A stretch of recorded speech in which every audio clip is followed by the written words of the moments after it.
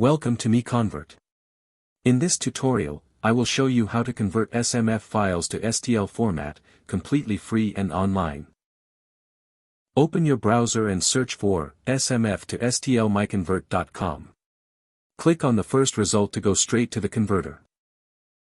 You are now on the SMF to STL converter page. The interface is clean and easy to use. Let's upload a file.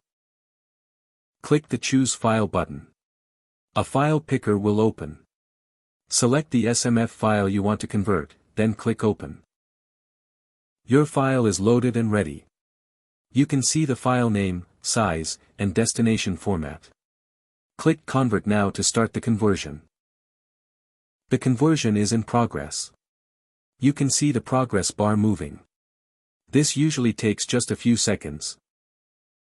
Done. Your file has been successfully converted. Click Download to save the STL file to your computer. That's it.